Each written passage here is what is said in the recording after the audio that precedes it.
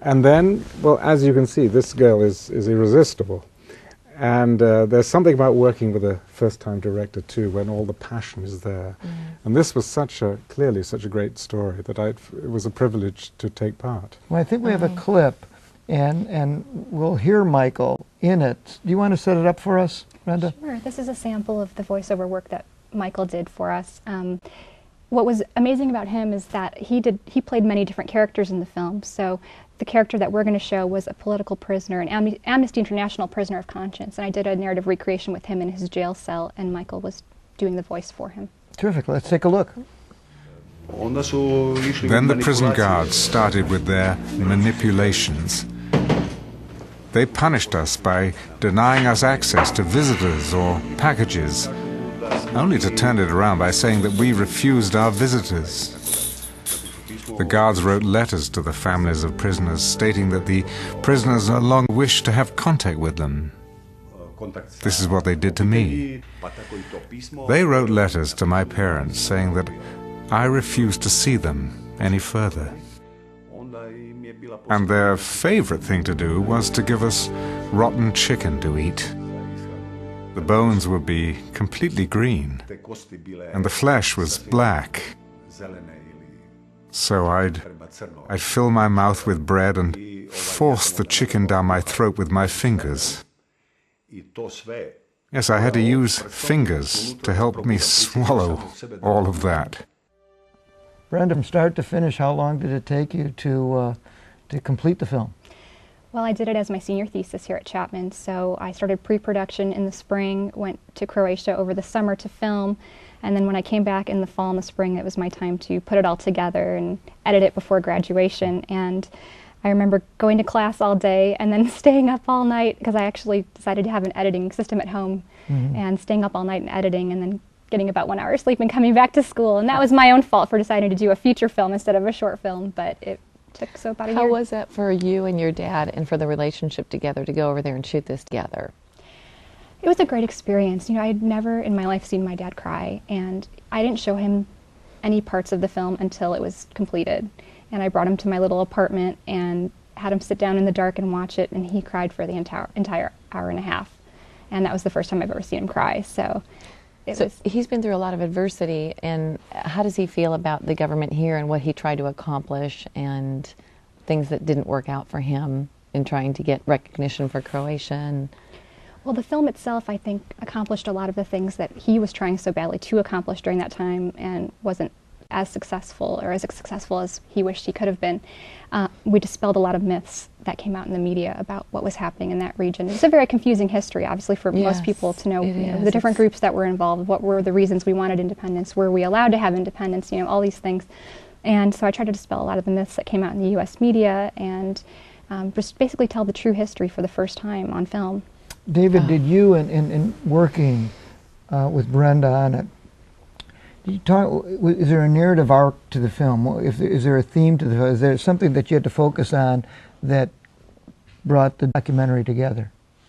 Well, there are a couple things. Obviously, she told the history of the Croatian movement for freedom, which most people are not even familiar with. I wasn't before I saw the movie. The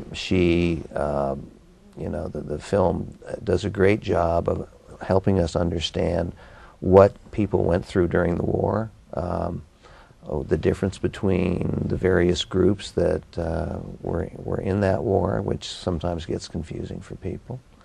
But the big thing I said was, the big thing I tried to do with her was to let her footage and the things that she had shot tell the story. Let the people who actually experienced it tell the story, not try to put some kind of political spin on it. Not to, she could have very easily used this as a sort of an agitprop tool, and she didn't do that. She let it speak for itself, and that's why I think it's so powerful, because there's not a bias there.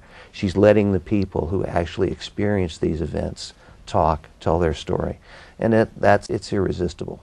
Yeah, so there's so many people that have similar stories like Brenda. I mean, just here, Jim's parents are from Italy, mine are from Lithuania. We have great stories. My parents escaping the Russian communists. So to the two of you, Michael and David, is there a good market for people that want to make those kind of documentaries or movies to be able to sell them once they produce the movies? Well, I don't know. I can't answer that, the commercial thing. You just sort of, you go by instinct. You recognize a certain truth, and I take your point exactly, David. It wasn't propagandist. People told their own story, and you inferred your own conclusion from it. You either sympathized or you didn't. But it was that's what I loved about it. It was one man's, story, and you could identify with this, this extraordinary quest. But it's a complex situation, as you say, Brenda, on both sides, now hopefully resolved. But I think a good movie is a good movie, and people identify, internationally. And I think there is an increasing market for documentaries now. You see, documentaries have become more mainstream. It started with Ken Burns and Michael Moore, and now documentaries are increasingly becoming commercial viably commercial. People are very interested in them, and does that sort of ebb and flow with the times that we are in? I think it does, but there are a whole bunch of factors. I think people, it's a smaller world, and people want to know more about each other.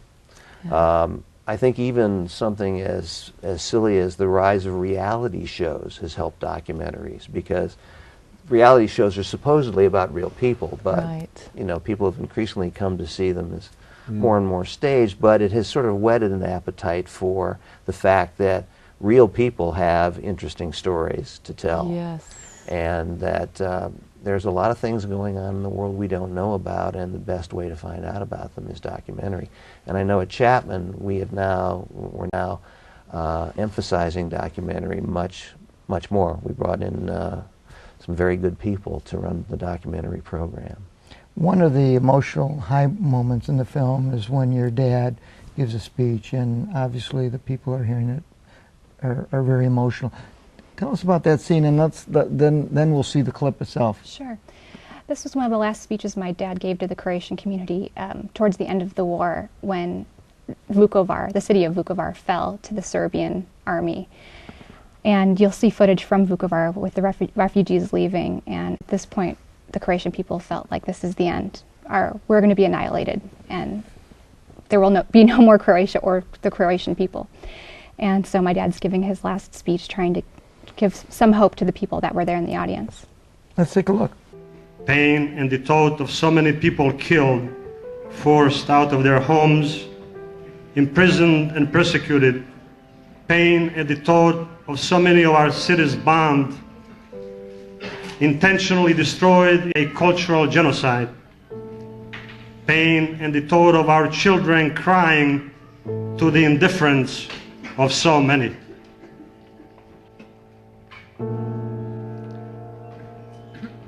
But ladies and gentlemen, your presence here today is the best medicine that we can have.